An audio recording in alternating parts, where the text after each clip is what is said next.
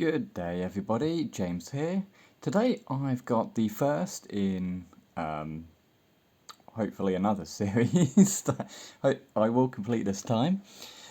This is showing off the models and kits by KMPF, which is a guy named Chris, and he has a Patreon where he makes SDLs for currently one army, but will eventually have more. In this case, it's an army called Orbital Knights, which is a marine equivalent, and he primarily makes it for 6 to 8 millimeter, so epic scale, but it scales really nicely into this typical skirmish 28mm. I have found that by doing it at 350% will match 28mm very nicely.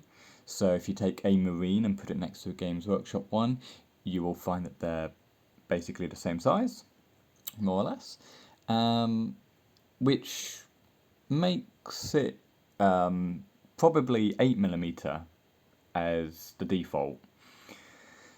But regardless, I print at 28mm, and I really like KMPF for their his like no nonsense, big, blocky, to the point, no frills, no like massive amounts of detailing, because that's always really bad for FDM printing. So I am doing this on an FDM printer. I'm doing this on an Anycubic Viper. I'm setting it at 0.1 layer height and 0.48 width with a 0.4 nozzle. I'm also using tree supports, a brim, and what else? 20% infill, pretty standard. 3 up, 3 down layers, you know, pretty normal stuff.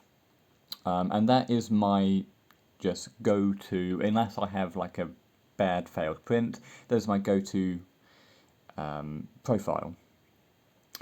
Now, to actually talk about the model itself, this is one of the newest models that came out this month in June, and it is the Assault Speeder. It's nice and big. It's more in line with the Primaris variant. I don't have one of those to show you for scale, but I do have a regular one. There we go. So it's quite a bit bigger, but if you take a look at the size difference between this and the Primaris variant, you'll actually find that they are very similar. So the body of this can actually fit in to the cockpit of this without any sort of issue, meaning the entire back section is just added weight, which looks super cool, like huge turbines. You know, looks really cool. There's quite a few weapon options in the kit as well. So this is the loadout that I used today in my game, which is why it's painted. I would like to do these reviews without a painted miniature, just after I've removed supports and cleaned it up a bit, but I wanted to use it in the game, and this is like the 3rd time that I've made this video. It's pretty crazy. So I wanted to put some colour onto it, but I've magnetized it, so yeah, I'm using 0.5mm by 15mm. They're not strong, but it's absolutely fine for a model like this. This model was the first variation on the no fin design, so no bottom fin. That was because for FDM printing, the default model actually wasted so much support I asked him to remove the fin and do it separately. He agreed, and it actually saves about 3 hours on your print times. It's really crazy, and all of that extra print time is basically support. That prints off in like 15-20 minutes by itself. And also the bottom part is magnetized for the weapon as well. So you've got many different variations on the weapon profiles. And I suspect at some point he will do more when we ask him and when he has time. And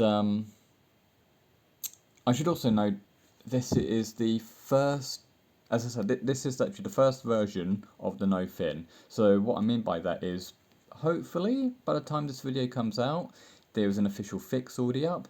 If there isn't, it shouldn't be that long. But basically there was an issue here with the stairs. The top stairs on both sides didn't actually connect to the hole. And as a result, it printed like a support. So when I removed all the supports, it came along with it. I thought, oh, that's just an indent, that's support. So I tried taking off the bottom step, completely mangled it. I was like, fine.